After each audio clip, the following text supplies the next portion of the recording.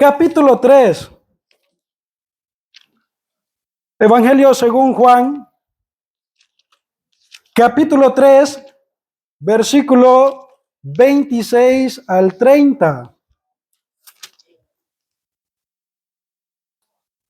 Juan capítulo 3, versículo 26 al 30. Escucho páginas todavía ahí. Vamos a darle lectura. Juan capítulo 3, versículo 26 al 30. Dice la palabra del Señor de la siguiente manera. Y vinieron a Juan y le dijeron: Rabí, mira que el que estaba contigo al otro lado del Jordán, de quien tú diste testimonio, bautiza y todos vienen a él. Respondió Juan y dijo: no puede el hombre recibir nada si no le fuere dado del cielo. Vosotros mismos me sois testigos de que dije: yo no soy el Cristo, sino que soy enviado delante de él. El que tiene la esposa es el esposo, mas el amigo del esposo que está a su lado y le oye, se goza grandemente de la voz del esposo. Así pues, mi gozo está cumplido. Es necesario que él crezca, pero que yo mengüe. Sea el Señor quien nos ayude a meditar en su palabra leída en este momento. Vamos a comenzar entonces con la primera cosa que encontramos en estos versículos, y se trata de la convicción, una convicción. Hablando acerca de Juan el Bautista, sabemos que era primo del Señor Jesucristo. Toda su vida, sin duda alguna, tuvieron encuentros con el Señor Jesús, compartieron momentos, pero sin duda alguna este hombre estaba únicamente con un punto en su mente, con un solo propósito, y es ser la voz de uno que clama en el desierto.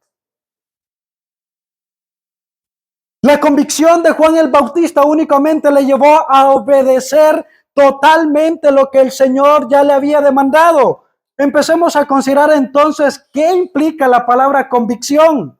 En la Biblia la palabra convicción está relacionada con la creencia fuerte y firme en algo o alguien. Escuche bien. Una convicción, en otras palabras, es un pensamiento inamovible. Un pensamiento que no fluctúa, que no varía. No es que ahora usted y yo estamos con un pensar de enfocar nuestras vidas al Señor en santidad, en consagración, en servicio a Él. Pero mañana ese pensamiento se espumó de nuestra mente. ¿Eso es convicción?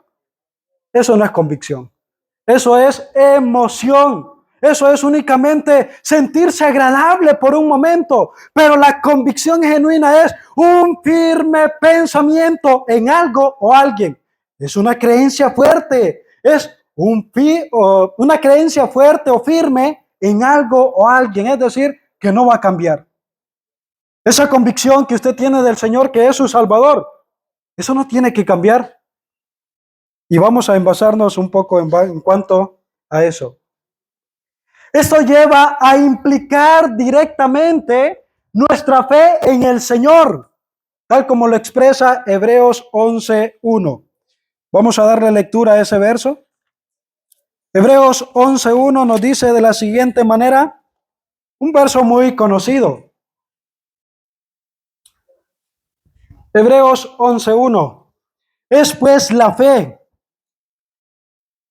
la certeza de lo que se espera, la convicción de lo que no se ve. Y se nos menciona la palabra convicción, un firme pensamiento que está arraigado en nuestras vidas y que nada ni nadie lo puede mover o cambiar en nosotros. Hay una firme convicción cuando usted y yo tenemos a Cristo como nuestro Salvador. Y esa convicción Pablo la respalda en la carta a los Romanos capítulo 8 y dice: ¿quién nos podrá separar del amor de Dios que es en Cristo Jesús, Señor nuestro? Nada de lo creado, ni en el cielo, ni en la tierra, ni ninguna otra cosa creada nos podrá separar del amor de Dios que es en Cristo Jesús, Señor nuestro. Convicción. un firme pensar, ese pensamiento que está arraigado en nosotros y que nada ni nadie lo va a cambiar. Avanzamos un poco, lo cual también se asocia con la condición de nuestra alma. Hay un principio clave. ¿Queremos que Cristo se manifieste a través de nosotros? ¿Que Cristo sea visible a través de nosotros a los demás? La convicción está arraigada a lo que es o se asocia con la condición de nuestra alma. Escuche bien, una persona que no es creyente, que no tiene el Espíritu Santo, jamás el Señor va a obrar en su vida. Una persona que no es creyente y que el Espíritu Santo no mora en él, jamás podrá hacerse visible en usted. O en esa persona que no tiene al Señor como su Salvador. Esa convicción, ese firme pensar comienza desde nuestra conversión, desde el momento que entregamos nuestras almas al Señor. Por lo tanto, entonces, es menester, es de suma importancia que usted y yo, como dice Pablo, examinaos a vosotros mismos si estáis en la fe. Escuche bien, examinaos a vosotros mismos si estáis en la fe. No haga juicio contra otro. Examínese primero. Considere, ¿realmente mi alma pertenece al Señor? ¿Realmente Cristo es mi Salvador? Si yo muero, tengo la plena certeza y seguridad de que estaré ante la presencia de Dios. Está esa convicción firme en nosotros. Esperando que así sea, hermano. Porque el Señor no se va a hacer visible en alguien que no le pertenece. Escuche cómo llama Pedro a la iglesia del Señor y dice, sed santos porque yo soy santos, dice el Señor. Y dice que el Señor ha salvado a aquel pueblo y dice, para que anunciéis las virtudes de aquel que los llamó. En otras palabras, Pedro está diciendo, para que a través de ustedes se haga visible el Señor, para que a través de nosotros la gente que no conoce del Señor pueda detectarlo, pueda comprender que en ellos falta algo que usted y yo tenemos, y es el Espíritu Santo morando en nuestras vidas. Un breve adelanto, se recuerdan que hay o que está el fruto del Espíritu, ¿cierto? Solo un adelanto. El fruto del Espíritu Santo es el retrato del Señor Jesucristo efectuado en la vida del creyente. ¿Cómo podrá entonces en la vida de un incrédulo el Espíritu Santo completar tal obra? Jamás. Imposible. Es necesario que usted y yo entreguemos nuestras almas al Señor. No voy a ir al pasaje, pero lo encontramos en ese mismo capítulo 3 que Juan está mencionando en sus palabras, Juan el Bautista. Ahora el Señor tiene un encuentro con un hombre llamado Nicodemo. El Señor le dice dos razones por las cuales este hombre debería de nacer de nuevo. En primer lugar le dice, te es necesario nacer de nuevo para ver el reino de Dios. Usted puede buscarlo ahí. Es necesario nacer de nuevo para ver el reino de Dios. Esta frase en el texto original implica experimentar el reino de Dios, que el Espíritu Santo obrando en nuestras vidas a través del nuevo nacimiento. Por eso el Señor le dijo a Nicodemo, es necesario nacer de nuevo para ver, para experimentar el reino de Dios. Y alguien que no ha experimentado el reino de Dios, el Señor no puede hacerse visible a través de su vida. Es un instrumento que él no va a usar porque no tiene el Espíritu Santo. ¿Y quién es el Espíritu Santo? Es Dios mismo. En base a eso, luego también le dice el Señor, te es necesario nacer de nuevo para entrar en el reino de Dios. Para ver, para experimentar, pero también para entrar, para ser partícipe de ese plan maravilloso que el Señor tiene para con los suyos. Esa herencia en la eternidad. Dice la palabra del Señor que todo aquel que es nacido de nuevo pasa de las tinieblas a la luz, de la potestad de Satanás a Dios. Y todo aquel que es nacido de nuevo tiene un encuentro personal con Cristo y no puede seguir siendo el mismo. Jóvenes, hermanos, en el temor del Señor y con mucho amor, no sé su vida realmente en la condición que se encuentra. Pero debería de pensar algo muy en serio. La convicción que está arraigada en cuanto a su alma. Esa convicción, ¿realmente su alma pertenece a Dios? ¿Realmente en todo el tiempo que usted lleva profesando ser creyente, el Señor ha trabajado en su vida? ¿O sigue siendo como antes de poder expresar aquellas palabras? No podemos seguir siendo el mismo, jamás. Solo voy a mencionar algunos ejemplos. Zaqueo, un hombre perverso, ¿va? Recaudador de impuestos deshonesto. ¿Pero qué hizo este hombre? Este hombre, después de tener un encuentro personal con el Señor, comenzó a enmendar aquellas faltas que él había hecho. María Magdalena, una mujer que dice la palabra del Señor que en ella habían demonios. Esta mujer, sin duda alguna, alguien me puede despertar a la hermanita ahí. Bueno, ya se despertó. Encontramos a esta mujer, María Magdalena, sin duda alguna, una mujer alejada totalmente de la presencia de Dios, lejos del Señor. Esta mujer no siguió siendo la misma. Esta mujer después, bueno, aquí estamos. Ya. Esa mujer no siguió siendo la misma. Después lo encontramos en todos los relatos que esta mujer estaba incluso en el sepulcro, estaba allá cuando el Señor estaba en aquel lugar reunido con sus discípulos. Esta mujer seguía de cerca al Señor. No siguió siendo la misma persona, no siguió siendo aquella misma mujer que no tenía un dominio propio de su vida. ¿Y cómo usted puede poner de pretexto es que cuesta dejar aquello? ¿Cómo usted puede seguir poniendo de pretexto es que es difícil? Hermanos, lo entendemos, es difícil. Y escuchaba desde allá que el hermano Gerson mencionaba aquel versículo que el Señor dejó en su palabra: el que piensa estar firme, mire que no caiga. Pero también el fracaso, usted y yo no estamos destinados a fracasar. No es obligación fracasar. No es obligación vivir en el fracaso, sino vivir para el Señor. Avanzamos un poco más.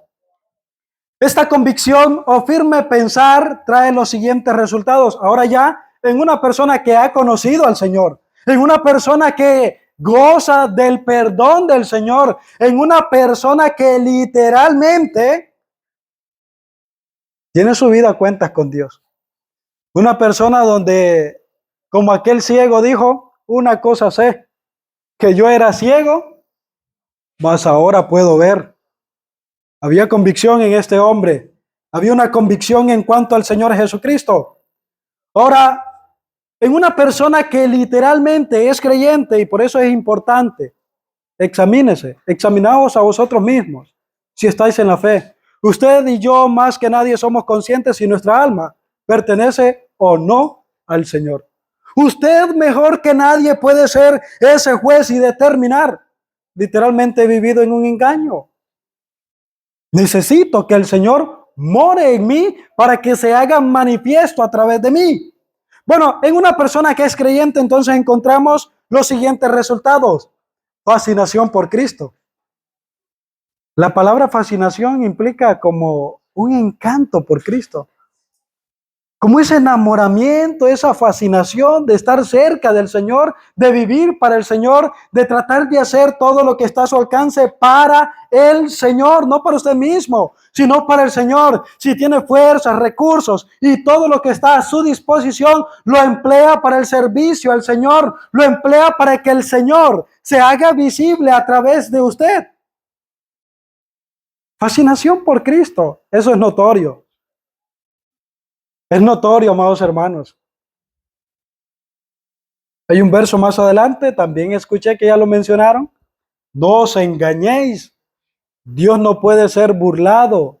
Todo lo que el hombre sembrare, eso también segará. Y después vamos a ver en eso se emplea en tres términos o en tres direcciones. Avanzamos entonces un poco más. Encontramos ahora lo que es entrega total a Cristo. Ese firme pensar, esa creencia firme en el Señor Jesús me lleva a un punto nada más de entregarme totalmente al Señor, entregarme sin reserva alguna.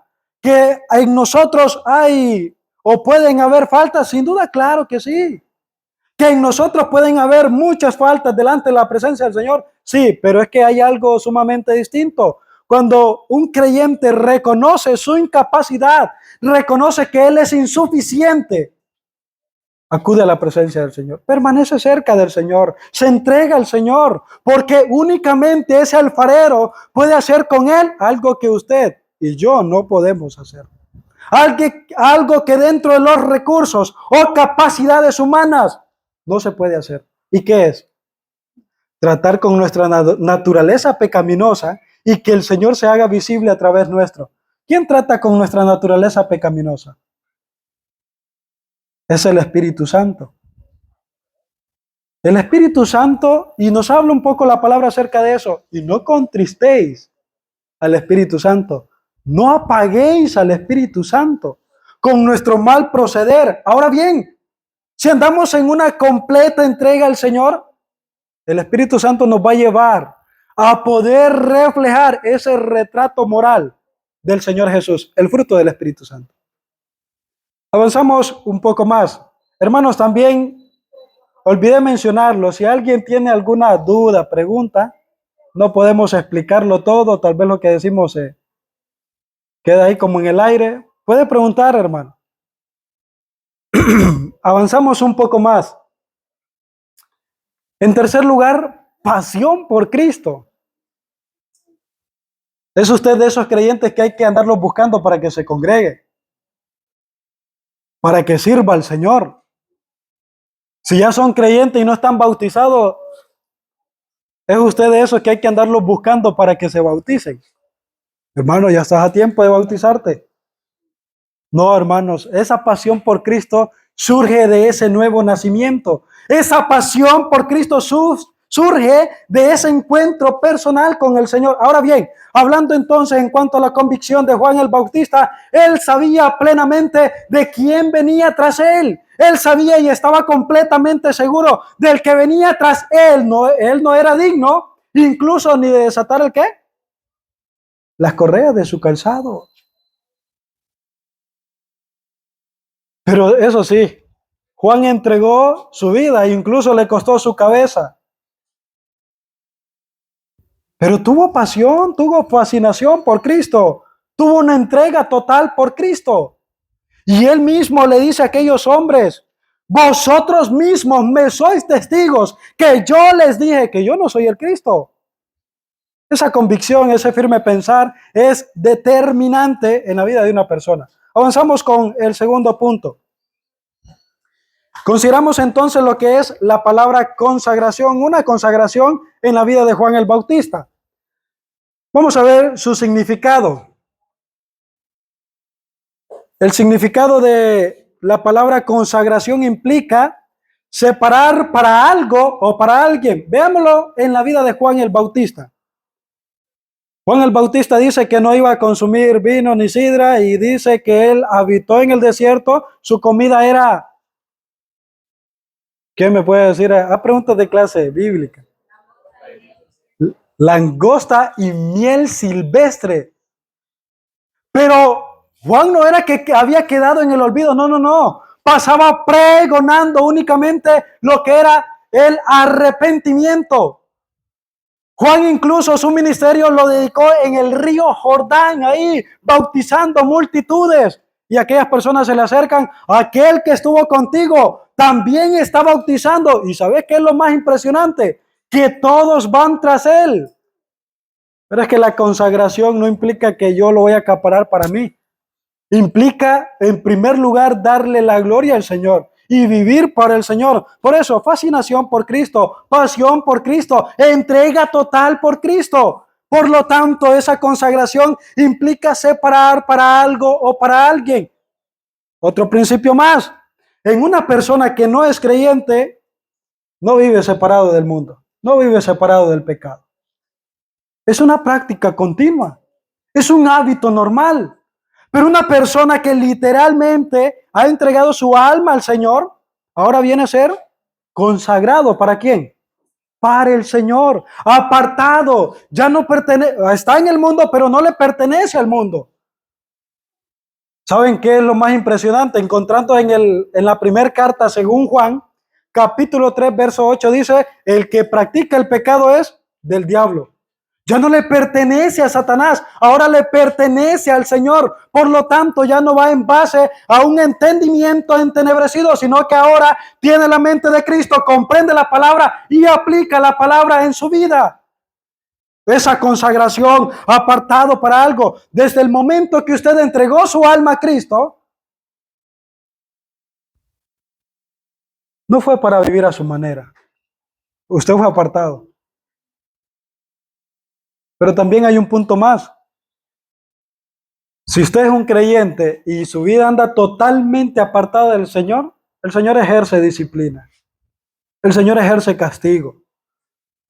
Y esa disciplina no es después de la muerte. No, no, no.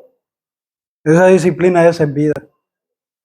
O nos hace entender y nos encarrila en el camino, pero el Señor va a cumplir su propósito en nosotros. Dice la palabra del Señor, Filipenses 1:6. Estando persuadido de esto, que aquel que comenzó en vosotros la buena obra la perfeccionará hasta el día de Jesucristo. Si usted es creyente y anda apartado, tenga la plena certeza de que el Señor trata personalmente con sus hijos. El Señor, a quien ama, disciplina. Y a quien toma por hijo, lo va a disciplinar. Evangelio de Juan, capítulo 1, verso 12. Mas a todos los que le recibieron, a los que creen en su nombre, les dio la potestad de ser hechos, y creen que el Señor nos va a dejar sin disciplina. No, hermanos. El Señor, en su paciencia, en su grande amor, en su ternura, en su compasión, va a tratar, escuche bien, va a tratar personalmente con cada uno de nosotros, hasta de tal modo que cada uno de nosotros lleguemos a la medida, a la estatura de la persona de Cristo. Desconozco sus vidas, pero sé de testimonios de hermanos que se han apartado del Señor y luego, por circunstancias, vuelven humillados al Señor. Vuelven reconociendo que sin Él no pudieron hacer nada. Vuelven únicamente reconociendo que el Señor tomó cartas en el asunto y todo lo que Él hizo, toda su rebelión, todo lo que Él practicó, no quedó impune. Amados hermanos, es necesario que Él crezca y que yo mengüe. Esa consagración en Juan el Bautista se dio en una plena dedicación al Señor, pero también esto directamente está relacionado con la santidad, una vida moral agradablemente delante de la presencia del Señor. La santidad abarca toda nuestra vida y no es un estándar de la vida cristiana que usted y yo no podamos alcanzar. Si tiene el Espíritu Santo, es algo que usted y yo vamos a lograr. Únicamente el que no tiene el Espíritu Santo no puede lograr la santidad. Es esa vida práctica en la cual reflejamos a Cristo. Esa consagración implica separar para algo, para alguien. Solo como una ilustración. ¿Se recuerdan en el Antiguo Testamento? Habían copas, habían panes, incluso el tabernáculo, lugar santo, lugar santísimo, el atrio, la fuente y todo lo que había ahí, el candelero, todo eso era apartado para el servicio al Señor en el tabernáculo. ¿Sabe lo que hizo un rey llamado Balsasar? Tomó esas copas, tomó los utensilios y ¿qué hizo? Una fiesta pagana, una total aberración delante de la presencia del Señor. ¿Sabe lo que apareció después? Una mano ejerciendo o dictando un juicio contra él. Serás puesto en balanza. Y si te hallas falto, ¿qué pasará? Bueno, lo demás continúa la historia.